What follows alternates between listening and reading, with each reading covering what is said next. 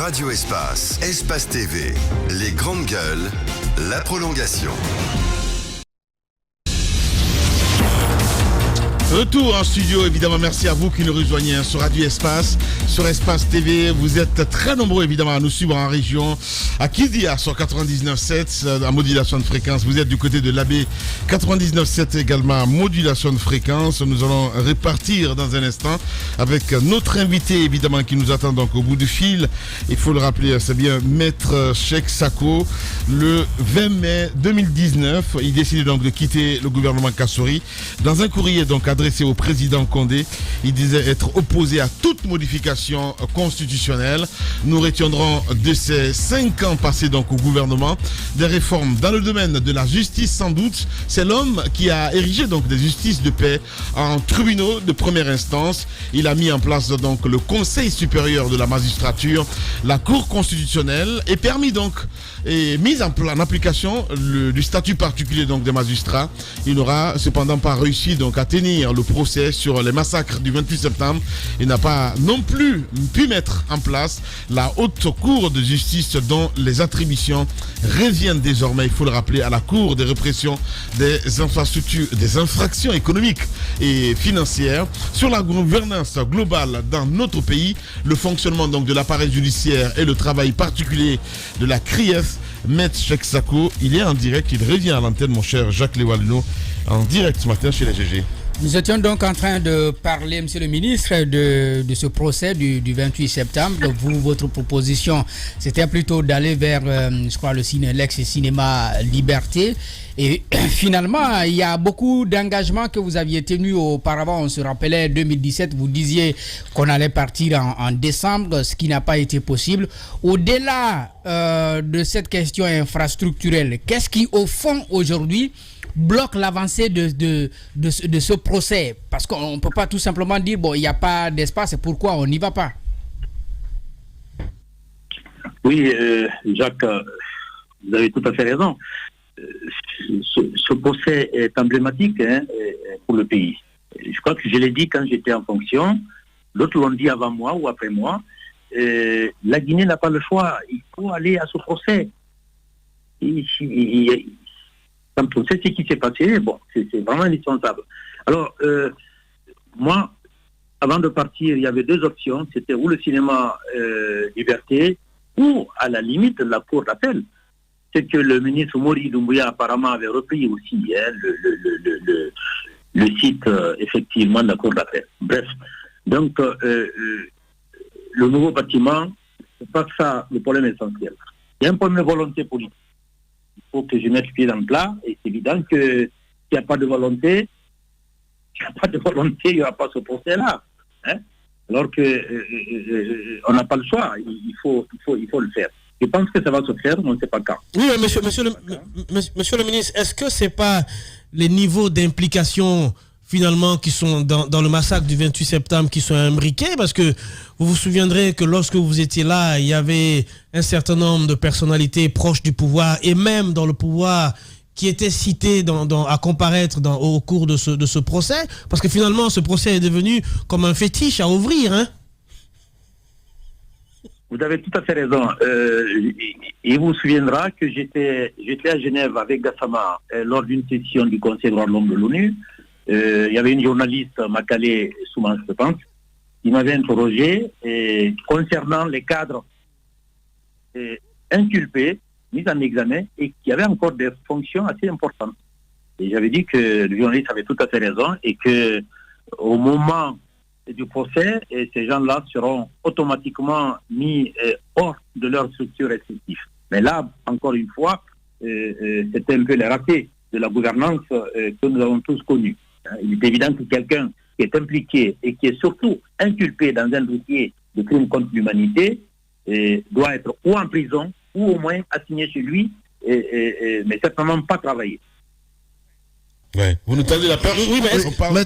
Maître Cheikh Sako, à qui doit-on imputer la responsabilité du retard de ce procès? Parce qu'à l'époque, vous avez tout de même fixé les Guinéens sur des dates dont vous n'avez pas été en mesure de respecter.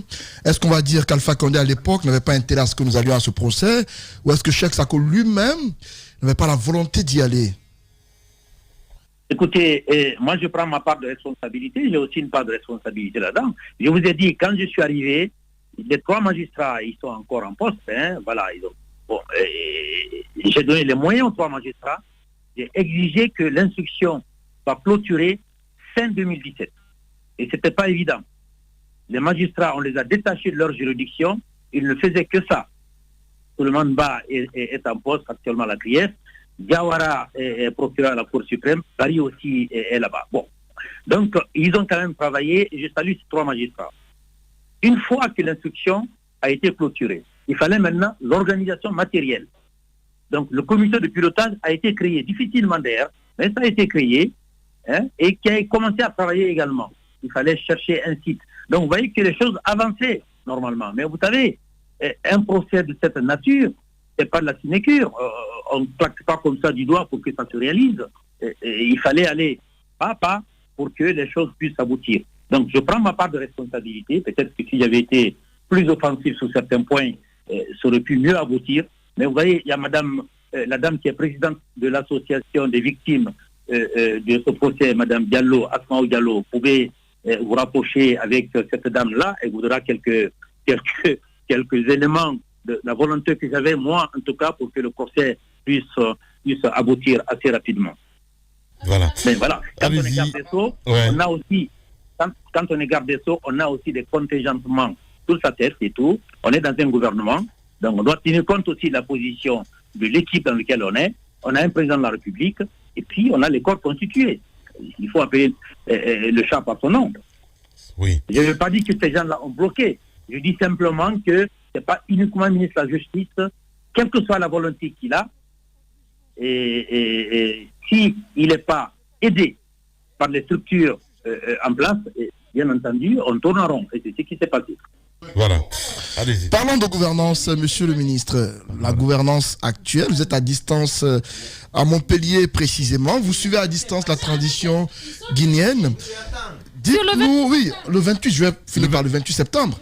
Oh. La gouvernance actuelle, monsieur le ministre, vous avez suivi avec nous à distance ce qui se passe en Guinée. Il y a un opposant qui a été délogé de son domicile pendant qu'il y a un dossier à la justice. Je veux parler de Cellou Dalein Diallo, dont le domicile a été détruit récemment. Il y a Kassori qui est en détention, votre ancien Premier ministre qui est en détention, d'autres ministres également. Dites-nous de loin comment est-ce que vous observez tout ce qui se passe sur le plan judiciaire. Et voilà. Ouais. Monsieur le ministre, pour ne pas perdre le fil du 28 septembre, s'il vous plaît, est-ce que vous avez subi de la pression, notamment parce que vous l'avez dit, c'était pas facile d'ouvrir le procès. On a vu que réellement il y avait du travail qui était fait sur le terrain pour aboutir à ce procès. Vous personnellement, est-ce qu'il y a eu quelques pressions de la part de personnes qui étaient notamment inculpées ou bien, je sais pas, venant d'ailleurs? Qu'est-ce qui s'est réellement passé, s'il vous plaît? Non, mais Madame Yero, donc je vous rassure, moi, ma nature fait que on peut pas me faire des pressions. Je n'ai pas eu de pression, ça je vous le dis, ni de la part des dirigeants politiques qui étaient au-dessus de moi, ni de la part des personnes inculpées. Hein.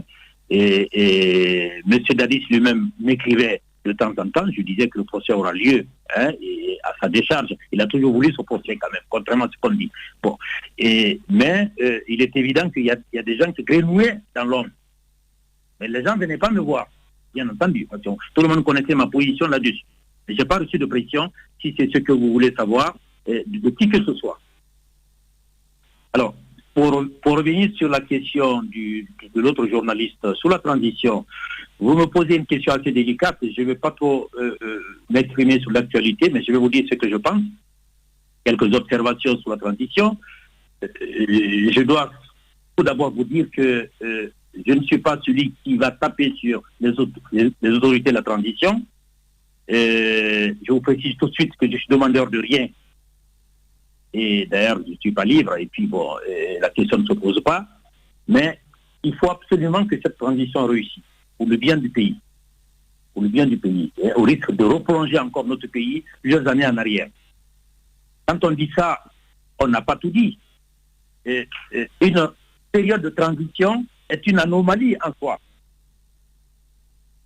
C'est-à-dire que c'est du provisoire, et quelle que soit la durée de la transition, l'objectif soit après d'organiser des élections pour que les autorités civiles élues par le peuple soient installées.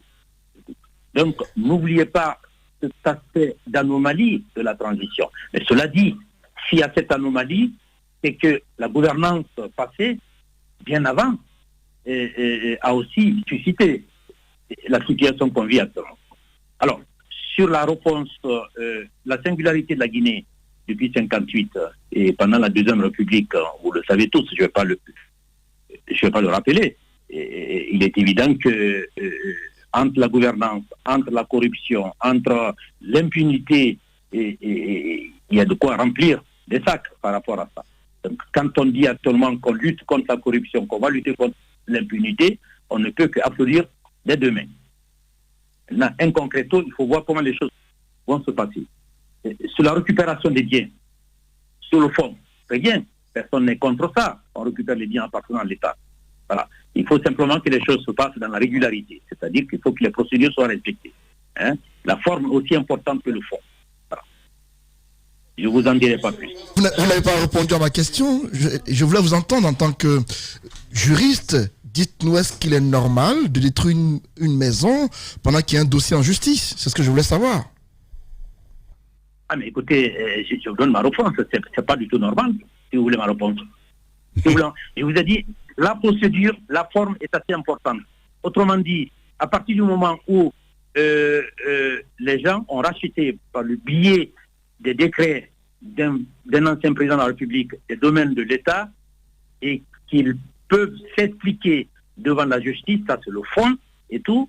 Donc, pour la forme, effectivement, il faudrait attendre que les choses soient purgées avant de sortir les gens ou éventuellement avant de casser. Voilà, ça c'est ma position personnelle, bien entendu. Voilà. Maître Cheikh Sakou, l'ex... Le fond, on est tous d'accord. Voilà. Ouais, le fond, voilà, allez-y. Monsieur le ministre, deux questions. La première, c'est, vous l'avez dit dans vos propos à l'entame, que vous vous êtes battu pour que la Haute Cour de justice soit mise en place. Et les conséquences directes de cela, c'est la CRIEF aujourd'hui. Et est-ce que ce qu'on redoutait hier, c'est pas ce qui est en train de se passer aujourd'hui, notamment peut-être ceux qui ne voulaient pas qu'il y ait cette moralisation de la vie publique au moment où vous étiez ministre? Est-ce que c'est pas, on n'est pas rattrapé par le temps avec Kassori et tous les autres qui sont aujourd'hui en détention provisoire? Est-ce que c'est pas le fait qu'on aurait refusé de faire les choses à l'époque, ce qui nous rattrape sous cette transition? Ça, c'est la première question. La deuxième, peut-être, c'est une question qui n'a rien à voir avec la CRIEF. C'est l'ancienne garde des Sceaux sous la transition. Vous avez soulevé beaucoup de problèmes que vous avez rencontrés lorsque vous étiez ministre, et finalement, la garde des Sceaux sous la transition a été limogée. De loin, comment avez-vous accueilli cela? Écoutez, sur votre première question, la Haute Cour de justice, bon, d'un pacte, hein, on n'a pas pu le mettre sur pied. Moi-même, j'ai une part de responsabilité. Il n'y avait pas de volonté politique. Il faut appeler les choses par leur nom pour que cette haute cour de justice soit mise sous pied. Il y a la CRIEF maintenant, d'un pacte. Il faut aider la CRIEF pour qu'elle continue à moraliser la vie publique de notre pays. Alors, quand on dit ça, on n'a pas tout dit. Il faut absolument que les personnes mises en cause, éventuellement inculpées, il faut que le respect de la présomption d'innocence, le respect des règles de procédure, le respect des droits de la défense. Et ça, c'est indispensable. Et ensuite, bon, voilà, personne n'est au-dessus de la loi, me semble-t-il. Je ne veux pas personnaliser les choses, bien entendu. Et je pense que si on laisse la CRIEF travailler, alors malheureusement, il n'y a qu'une chambre de l'instruction. Peut-être qu'il faudrait voir les choses, il faudrait qu'il crée une deuxième chambre pour ne pas qu'il y ait trop de lenteur dans les procédures. J'apprends qu'il n'y a pas beaucoup de greffiers, il n'y a que 3 magistrats au parquet spécial. Tout ça, il faut revoir ça, mais il appartient aux autorités judiciaires de travailler dessus, hein, bien entendu. Mais je pense qu'il faut faire crédit à cette nouvelle juridiction. Et puis, vos journalistes, vous devez surtout surveiller leur travail. Si le travail n'est pas fait dans les règles de l'art, il faut le dénoncer, bien entendu. Mais ne tapez pas sur la juridiction tant qu'elle fait un travail qui est conforme aux règles du code de procédure pénale, en l'occurrence. Hein. C'est le cas du procureur fiscal. J'ai vu que ces derniers temps, on a tapé sur lui, alors que moi, j'ai vérifié les différents articles du code de procédure pénale. C'est moi qui ai fait voter ce code à l'époque. les articles 461, 462, 463 et 467, et il est derrière la procédure, bien entendu. Donc maintenant, il faut que le droit des gens soit respecté. Voilà. Alors, sur votre deuxième question, vous me mettez un peu mal à l'aise. J'aime pas parler de mes anciens prédécesseurs dans le dossier, mais bon, moi, Madame Yansané, qui a été très peu de temps garde des Sceaux, c'est elle, je pense, qui a rédigé avec une petite équipe le statut de la CRIEF, ce qui est une bonne chose, etc. et tout. J'ai dit à l'entame de ma discussion, c'est dommage qu'elle n'ait pas associé beaucoup plus de juristes. C'est pas une affaire que de magistrats. C'est une affaire beaucoup plus importante que ça. Quant à son limogeage, je ne prononcerai pas là-dessus, tout simplement. Il y a la forme et le fond, encore une fois. Et il est évident que chacun agit en fonction de son caractère spécifique. Voilà. Allez-y, Daouda Mohamed Kamara. Alors, monsieur le ministre, on va rester sur cette question de la CRIEF. Aujourd'hui, il y a des ministres qui sont détenus, des directeurs qui sont détenus. Parmi eux, par exemple, d'aucuns disent n'avoir jamais été entendus sur le fait pour lequel ils sont aujourd'hui détenus à la maison centrale. Est-ce que vous pensez que la CRIEF, c'est vrai qu'on veille bien lutter contre la corruption, le détournement et autres, ne revoit pas cette situation que de continuer à maintenir des Guinéens en prison alors que nulle part ils n'ont été entendus sur les faits qui leur sont reprochés? Écoutez, monsieur le journaliste, je vous ai dit tout à l'heure, il faut un respect absolu des règles de procédure. Quand on dit ça, on a tout dit. Bien entendu, quelqu'un qui est mis en cause, quelqu'un qui est inculpé, quelqu'un qui est éventuellement en mandat de dépôt, c'est-à-dire privé de sa liberté, en préventif, on appelle ça dans le jargon, il faut qu'il soit entendu par les magistrats en secteur. Mais je me permets de vous rappeler que cette cour, il n'y a pas longtemps qu'elle existe, et que la chambre de l'instruction, il y a une seule chambre. J'ai dit que je souhaiterais qu'il y ait une deuxième chambre pour que les choses aillent assez vite. Et il me semble que la chambre a commencé à travailler, que les choses vont aller assez vite. Mais effectivement, c'est une anomalie, le fait que cette personne que vous avez citée n'ait pas été encore entendue, bien entendu. Mais bon, ça, vous savez, on ne peut pas faire des omelettes sans casser des œufs. Mais il faut que ça soit corrigé. Voilà. Maître Cheikh Sako s'exprime ce matin chez les GG. Allez-y, madame. Alors, je reviens sur cette question dont vous avez parlé d'ailleurs tout à l'heure, l'application du statut des magistrats. Ça, c'est un acquis, mais il y a aussi celui des gardes pénitentiaires et des greffiers. Vous dites qu'il n'y a pas suffisamment aujourd'hui de greffiers là-bas. Est-ce que la mise en application de ce statut pourrait permettre de débloquer cette situation, Maître Cheikh Sako? Merci, madame Hiro. C'est une bonne question parce que je me suis quand même renseigné un peu. Il y a d'abord au niveau de la CRIEF, il n'y a pas beaucoup de magistrats. J'ai dit qu'il n'y avait que 3 magistrats au niveau du parquet spécial. Il paraît qu'il y a beaucoup moins de greffiers, encore une fois. Il faudrait arriver à créer une deuxième chambre pour ne pas que les gens restent longtemps en détention ou dans le lien de prévention. Quant aux greffiers, moi j'avais fait voter le statut de greffier, mais il me semble, sauf avis contraire, que le statut de greffier est rentré en application. Il y a le statut des agents pénitentiaires qui n'est pas rentré en application, ce qui est dommage. Mais on me disait qu'actuellement, il n'y a que 3 greffiers à la cour d'appel de Conakry. C'est grave. 3 greffiers. Il y a eu une charrette de greffiers qui sont allés à la retraite, puisqu'ils avaient plus de 60 ans. Il y a une promotion de greffiers qui attendent, qui sont sortis de l'école, mais ils n'ont pas été encore installés. Il y a la 6e promotion des magistrats également. Donc tout ça, je pense que le ministre actuel doit œuvrer pour que ces promotions-là soient opérationnelles assez rapidement. Mais le fait qu'il y a très peu de greffiers, aussi bien au parquet général, à la cour d'appel de Conakry, à la CRIEF ou ailleurs, ça va à l'encontre d'une certaine gouvernance judiciaire, bien entendu.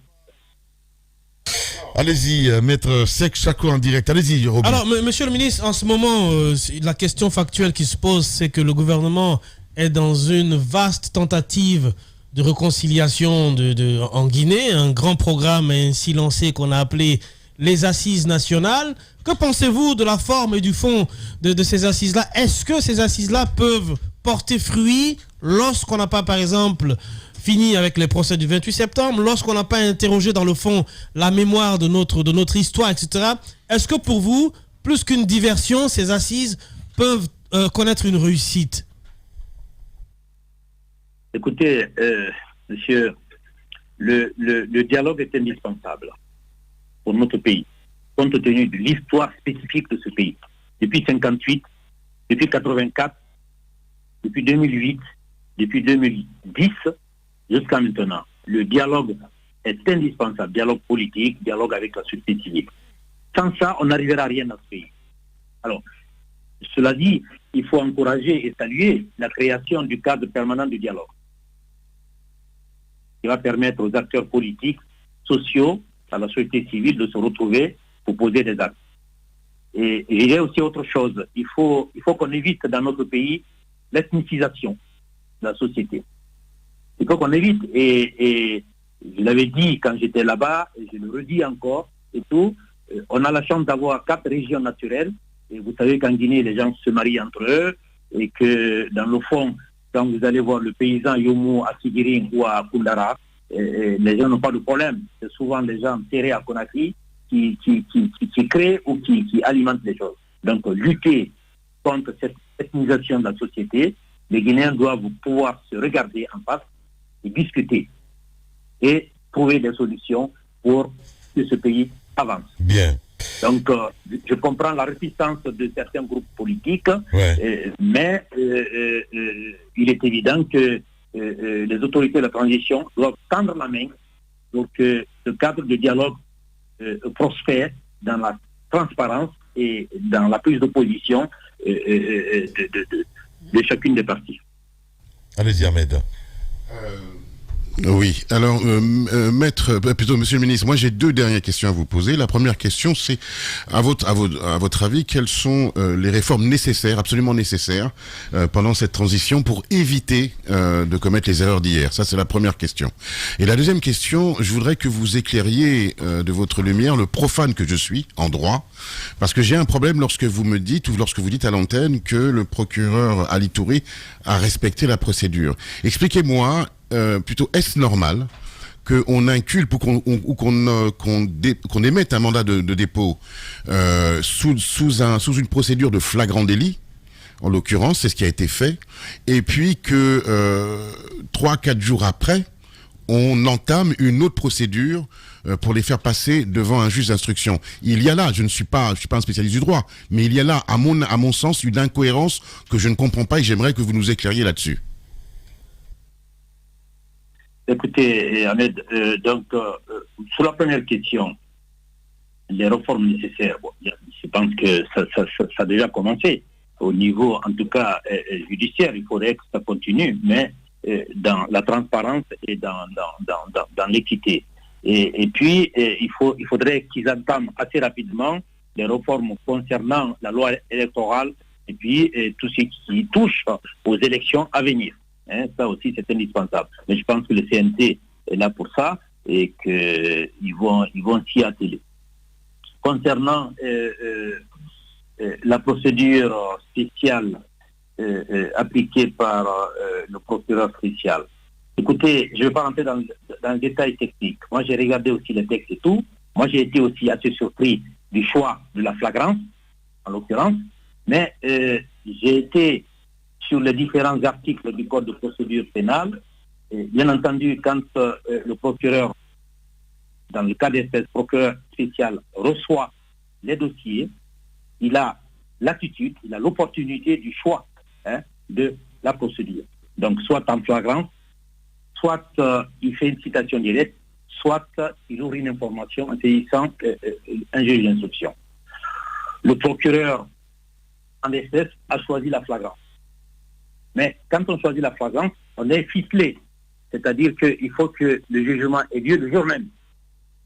À défaut, le lendemain.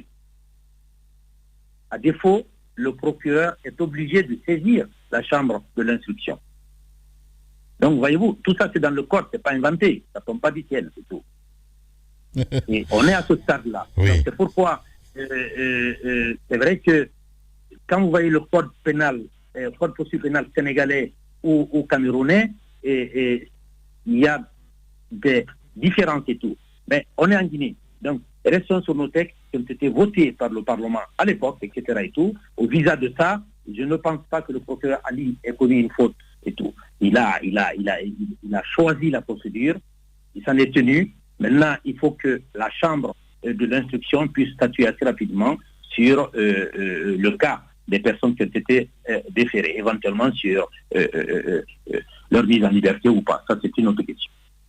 Oui, Donc, oui, maître, excusez-moi à ce niveau-là, parce que j'aimerais vraiment que vous nous éclairiez là-dessus. Vous nous dites, et je vous cite, à défaut, il se doit dans l'obligation de saisir la chambre d'instruction. C'est ce que vous avez dit.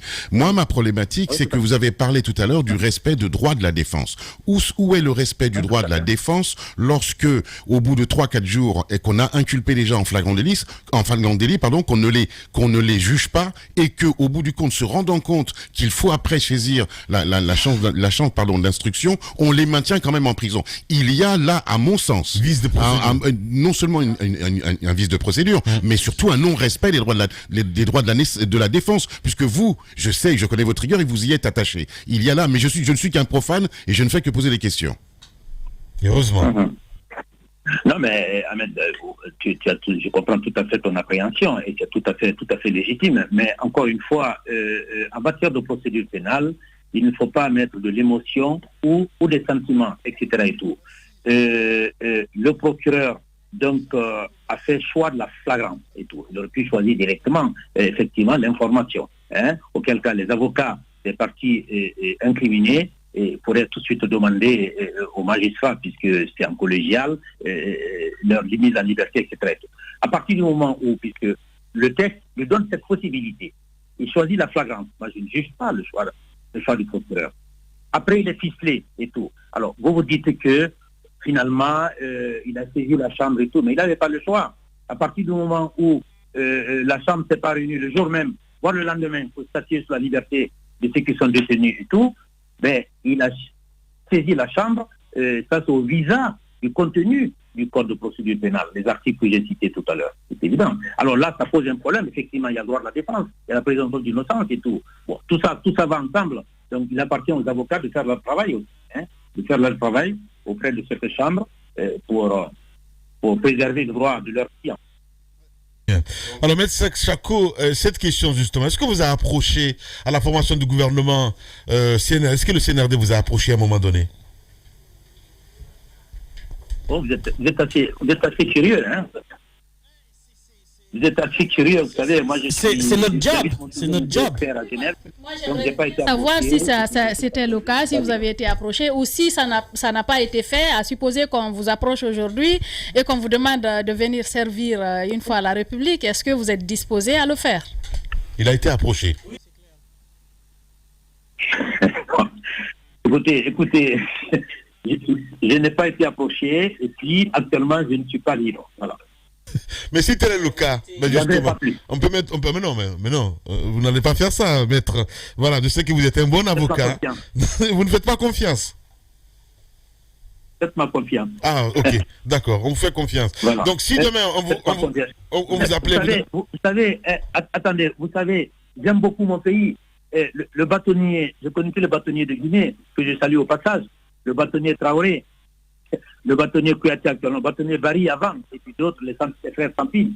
Bon, il y a un mois et demi, le bâtonnier Kouyaté était de passage à Paris, il m'a téléphoné, et je suis monté le rencontrer, et on a vu le président du CIB, le bâtonnier Bernard Mathieu, et puis je l'ai accompagné à Versailles, puisque j'avais signé une convention entre le barreau de Guinée et le barreau de Versailles, qui est un des barreaux les plus riches de France. Et c'est comme ça que le Sénégal, la Côte d'Ivoire et le Mali s'en sortent. Il faut que la Guinée fasse pareil. Et on a passé une journée de travail ensemble. Donc vous voyez, même quand on est en dehors de la Guinée, on peut quand même travailler pour le pays et de façon désintéressée. Voilà, c'est ce que je voudrais vous dire. Allez. Oui, monsieur le ministre, à vous entendre parler de cette transition, vous semblez tellement confiant qu'il y a pas de faille. Alors qu'aujourd'hui, il y a un problème qui se profile à l'horizon, c'est cette question liée à la durée de la transition. Jusque-là, ça fait 7 mois, On n'a pas de visibilité ou de lisibilité sur la durée de la transition. On a une classe politique constituée dans un groupe qu'on appelle le G58 qui réclame à corps et à cri la fixation de la durée de la transition. Dites-nous à ce jour, qu'est-ce que vous en pensez? Et également sur les menaces de la CEDEAO qui donnent un délai à la junte militaire au pouvoir. Écoutez, bon, sur la durée de la transition, qu'est-ce que vous voulez que je vous dise? Moi, j'avais fait une interview à une radio allemande il y a quelques mois. J'avais dit que je souhaiterais une durée raisonnable. Voilà. Après, sous ce vocable, vous pourriez mettre ce que vous voulez là-dedans. Mais, voyez-vous, j'avais dit là, à l'entame de cette discussion que personnellement, je souhaite que cette transition réussisse. Pour le bien du pays. Oui, mais quand vous dites durée raisonnable, d'y mettre ce qu'on veut, est-ce qu'on peut y mettre 4 ans? 4 ans, ça fait beaucoup. Mais bon, durée raisonnable. Écoutez, je connais un peu le cas du Mali. Parce que j'interviens au Mali depuis maintenant un an comme expert de l'UNITAR. Le Mali, ils sont partis sur 5 ans, 4 ans. Maintenant, ils sont à 2 ans. Ils sont en train de négocier 2 ans. La CEDEAO propose 16 mois, 24 mois. Bon, voilà. Donc, je veux dire, il est flexible. Mais je pense que les autorités de la transition doivent tenir compte des positions des uns et des autres. La classe politique, dans sa totalité, la classe de la société civile, qui ont aussi leur position, et puis on ne peut pas non plus fermer les yeux. Contrairement à ce que disent certains, on ne peut pas non plus fermer les yeux sur la position de la CEDEAO. La Guinée n'est pas un pays isolé comme ça sur un arbre. On est dans un concert de nations, effectivement régional et voire continental. Donc tout ça, c'est quand même assez important. Mais d'ici le 25 avril, je pense que beaucoup de choses peuvent se passer. Oui, maître, qu'avez-vous pensé de la tribune de votre jeune frère Gassama Diaby sur les coups d'État en Afrique et la transition en Guinée? Mais Gassama Diaby a raison. On a deux manières différentes de dire les choses. Vous savez que les gens ont essayé de m'opposer à Gassama Diaby. C'est un jeune frère et qui a des convictions très fermes et qui les exprime également et tout. Bien entendu. Voilà. Merci beaucoup en tout cas, maître, d'avoir accepté notre invitation ce matin sur Radio Espace. Merci beaucoup et surtout, bon Ramadan, on va dire. Merci beaucoup. Voilà, vous aussi, et bonne chance à vous. Vous voyez que j'ai tenu parole, ça fait 3 ans que vous m'avez sollicité. Ouais. J'ai dit que ma première sortie serait chez vous. Exact. Voilà. Donc je suis un homme de parole. Voilà. Évidemment. Et bonne chance à vous. Merci beaucoup, maître Cheikh Sako. Il était chez nous ce matin sur Radio Espace. Espace TV Guinée est sur YouTube. Abonne-toi. Espace Guinée sur YouTube. Espace TV, en avance sur les réseaux sociaux. Tous les matins sur Radio Espace, également sur Espace TV. Voilà, on arrive à la fin de l'émission, mon cher Daouda. On a écouté maître Cheikh. Oui, c'est encore une sortie qui nous rappelle d'autres qu'il avait déjà ici avec le terme le serpent qui se mord la queue ou le terme de serpent de mer. Ouais. Beaucoup de non-dits quand même. Oui, beaucoup de non-dits dans le cette cas situation. d'Amaro, par exemple, qui revient encore dans la surface. Oui, on voit qu'il ne veut pas trop se prononcer là-dessus parce qu'il s'est dit que lorsqu'on a dépassé cette étape, c'est une autre actualité qui est là. Ouais. Alpha Condé n'est plus président. Damaro non plus n'est plus président de l'Assemblée nationale. Est-ce qu'il est nécessaire de revenir sur tout ce qu'il a? Sinon, on sait ce qui s'est passé entre les deux hommes par moment. Mais aujourd'hui, je me dis que ces explications ou ces éléments sur la transition, la conduite de la transition, notamment la CRIEF, je crois qu'aujourd'hui, c'est l'élément central qui nous tient avec cette transition. Ce ne sont pas des échangeurs ou des routes, mais le problème central, c'est aujourd'hui la chronogramme. Justice. C'est le chronogramme, c'est aussi la justice sur cette question. Merci beaucoup, Daouda. Allez-y, Diba Milimono. Oui, il a survolé un peu l'actualité, et même s'il est prudent quand même sur les questions factuelles, notamment la manière avec laquelle la transition est en train d'être gérée, il a voulu être prudent sur ces questions-là, mais dans l'ensemble, nous écoutons un ministre quand même qui a été à l'origine de l'essentiel des réformes qui ont été apportées dans le secteur de la justice, parce que n'oubliez pas, même la cartographie judiciaire, c'est lui, le fait de remplacer les justices de paix par les TPI, les tribunaux de première instance, puisqu'il avait compris qu'il fallait davantage rapprocher la justice des justiciables. Je pense qu'il a donné le ton et aujourd'hui il fait aussi des révélations,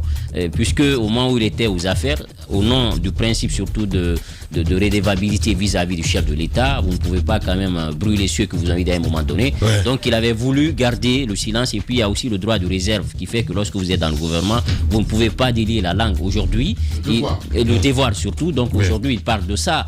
Maintenant, la question peut-être qui n'a pas répondu, peut-être c'est le temps, c'est comment éviter à ce qu'on retombe dans une autre transition 10 années après, parce que le président de la transition lui-même, il estime qu'il veut lancer les bases d'une refondation pour éviter qu'on renoue avec les coups d'État. Merci beaucoup Diba. Allez-y madame. Je pense Diba qu'il l'a dit, il a dit qu'on est dans une anomalie et que la transition en elle-même est une anomalie parce que la gouvernance précédente n'a pas su très bien gérer les choses.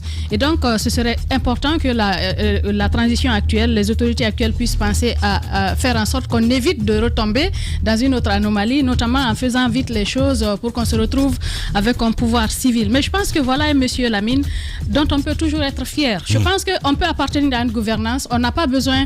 Les gens pensent aujourd'hui qu'on est en train d'humilier les anciens dignitaires du régime, mais on est en train d'appliquer le principe de la redevabilité, de la reddition des comptes. On n'humilie personne. Ouais. Et un monsieur comme ça n'a pas voulu, par exemple, se faire humilier, justement parce qu'il a un objectif, il a des principes, il se dit qu'il y a des choses dans lesquelles je ne peux pas tremper. Et donc voilà un monsieur, voilà lui, voilà Gassama Diaby, voilà Yero Baldé, qui est un membre originel du RPG. Je veux dire un membre du RPG originel, parce qu'il était avec le président pendant qu'il était encore étudiant. Ouais. Mais il n'a pas voulu continuer. Pourquoi? Parce qu'il voyait les choses mal se dessiner. Je pense que dans la vie, vous avez le choix. Vous avez le choix de continuer avec le train ou de débarquer, de débarquer à bon port. On a toujours un choix dans la vie et quelquefois, vous êtes obligé de payer les pots cassés, je veux dire, de répondre de votre engagement à un certain niveau de la vie. Je pense que cet homme-là, il a fait des choses extraordinaires pour le pays, des réformes importantes pour la justice guinéenne. On a besoin de ce genre de personnes. Vous voyez, ils servent ici ou ailleurs. Que ce soit ici ou ailleurs, ils travaillent toujours. Et je pense que cela, on ne chôme pas quand on a du talent, quand on a été bien formé, on a beaucoup de Guinéens dans ce genre de situation et il faut s'en féliciter, il faut être fier d'eux. Merci beaucoup, Madame Yero. Allez-y, Jacques Lévalino. Oui, moi j'ai écouté surtout un franc-parler sur certains sujets. Rares sont ces gouvernants qui assument. Il assume sa part de responsabilité dans la non mise en place de la haute cour de justice. Il assume sa part de responsabilité dans la non-tenue du procès du 28 septembre. Je crois que ça c'est assez courageux. Il n'est pas le seul responsable, mais il dit au moins qu'il reconnaît sa part de responsabilité là-dedans. Maintenant, il revenait aux autres qui l'ont succédé, Maître Doumbouya, et puis évidemment le gouvernement auquel il appartenait, de faciliter les choses. Je crois que c'est quelque chose qui est fondamental, qu'il faut retenir. Bien. Et le fait qu'il ait pu permettre l'application du statut particulier des magistrats, ce qui a permis d'améliorer de façon considérable le traitement des magistrats, c'est une bonne chose. Mais ça n'a pas donné pour autant l'indépendance aux magistrats de quand même profiter de cela. Bien. Allez-y, mon cher Antoine. Oui, rapidement saluer la sortie de Cheikh Sako qui après 3 ans décide de briser le silence. Et je retiens qu'il y a eu des échecs, notamment la non-construction de la prison de Yolokogia, également la non-tenue du procès du 28 septembre. Je vais clore la mine puisqu'on est presque à la fin de l'émission avec le sujet sur le cas de concertation. Demain, selon le ministère de la décentralisation, doit s'ouvrir au Palais Mohamed V les concertations avec les acteurs politiques de la société civile. Il y a la classe politique avec le G58 qui n'est pas d'accord avec ce principe. Ils sont pour un quart de dialogue, ils ne veulent pas de concertation et ils ont des exigences, ils demandent la nomination d'un médiateur de la CEDEAO. Qu'est-ce qui ne va pas? Bien. Pas pour les concertations, mais ils sont bien pour les concertations. Non, ils sont pour le dialogue. Il faut bien dire là. Ils ont des conditionnalités qui sont posées. Tu n'as pas compris. Voilà. Ils sont pour un dialogue, mais avec des conditions. Laisse-moi clore. Il ne fallait pas m'interrompre.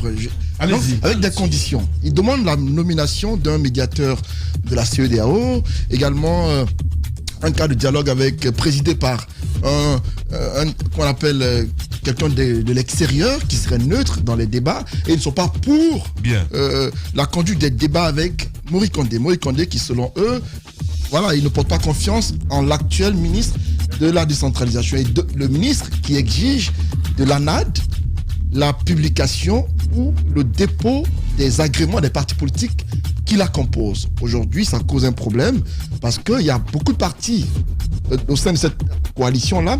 Le ministre exige de ces partis politiques leur agrément. Merci. Et si cela est exigé, je crains que désormais qu'on ne sache qui est vraiment parti politique, parce qu'il y a beaucoup de partis au sein de cette coalition-là qui sont des partis sac à main. Le G58, quand vous lisez les partis qui composent le G58, il y a beaucoup là-bas que je ne connaissais pas. Merci beaucoup, Antoine.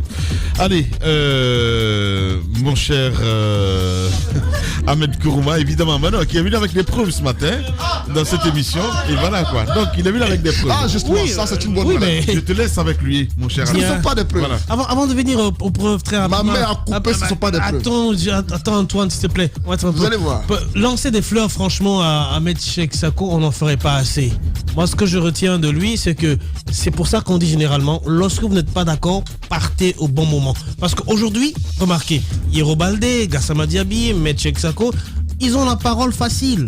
Les autres ont le bec cloué parce que tout simplement, ils sont partis au mauvais moment. Ils sont partis par la force. Donc, on les tient par beaucoup de choses. Et la partie au moment où, dès que vous ouvrez la porte, la CRIEF tape à votre porte. Ahmed, l'épreuve. Oui, mon cher Ahmed. C'est une promesse au peuple de Guinée. Si tu m'ouvres mon micro. Merci. Alors, je vous demande de ne pas m'interrompre. Voilà, c'est bien. Je vais fermer leur micro. Merci, tu fermes leur micro. Donc, Gaga, puisque tu n'étais pas là hier, je vais te faire une lecture rapide de ce qui s'est passé. Et auparavant, j'ai écouté. Oui, non, mais voilà. Non, mais je vais quand même pour nos auditeurs. Non, voilà. Tu vois, il commence. Allez-y, donc, pour nos auditeurs, je vais rappeler que mon cher rappeur de Antoine Kourouma m'a bassiné les oreilles gauches hier en me disant il est dans le faux, il est dans le faux, il est dans le faux. Ça, c'est pour mettre le contexte. Et mon cher Djiba m'a soutenu mordicus. Je dis bien mordicus. Et si tu dis le contraire, j'ai nos échanges que je vais montrer à l'antenne. Donc, je te conseille de te taire.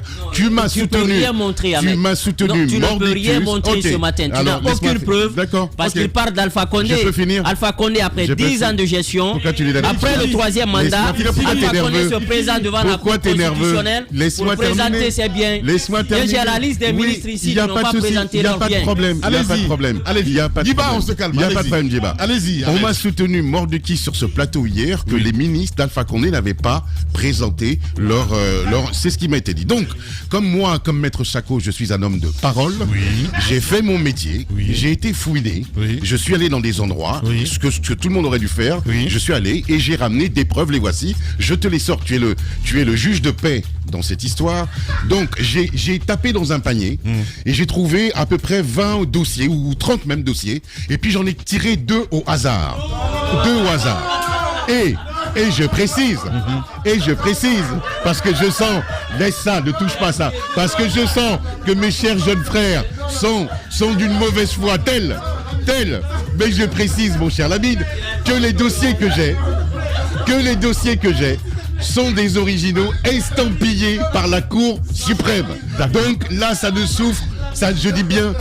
souffre d'aucune contestation. Mais comme ils sont d'une mauvaise foi absolue, ils vont encore Mais comme tu es le juge de paix, mon cher Lamine, voici le premier dossier. Authentique. Attends, non, Barry, non, mais évidemment. Attends, non, mais Lamine, je protège mes sources. Attends, mais j'ai fait exprès, comme je savais. Non, mais si vous me laissez terminer, comme je savais justement que vous étiez de mauvaise foi, j'en ai fait un autre, je t'en donne un. Aussi barré, mais un qui n'est pas barré. J'ai fait exprès. On est d'accord ? Mais tu ne le montres pas à l'antenne. C'est parce que c'est mes sources. Exact. Merci. Très bien. Voilà. Mais je savais qu'il y a une telle mauvaise foi dans ce studio. Calme-toi, Roby, s'il te plaît. Voilà. Non, s'il te plaît, calme-toi. Allez-y, Antoine. Ahmed. Voilà. Voici. Ça aussi, c'est barré. Hein. Non, oui, attends, je te donne celui qui n'est pas barré. Voilà. Et tu ne montres à personne, s'il te plaît, Lamine. Ok. Merci. Oui. Donc tu certifies ou pas ? Oui, c'est certifié. Merci. Allez, le débat est clos. Au revoir, messieurs. Voilà. Faites votre travail à l'avenir. C'est certifié. Merci beaucoup. Merci à vous tous, mesdames et messieurs. Demain, c'est Moussa. Mais non, attention. C'est du faux, ça. Ah, je suis désolé. Non, mais je suis désolé parce que rien n'est mis dessus. Oui, mais je suis désolé, Ahmed.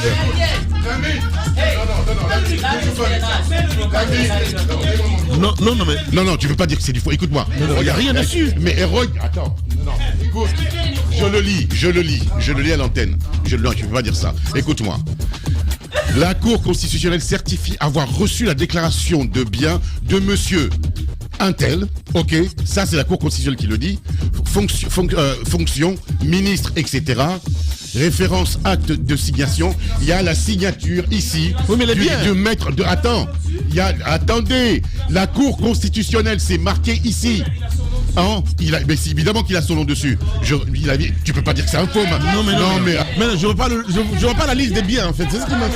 C'est ce qui m'inquiète un petit peu en fait. Voilà, c'est ce qui m'inquiète. Elle est là. Ah bah d'accord. Partage le micro en attendant. Il y a un vide à l'antenne. Laissez-moi vérifier ça s'il vous plaît. Merci. L'heure est grave. Merci. Merci l'ami, l'heure est très grave. Oui, c'est authentique. Merci. Merci. Allez.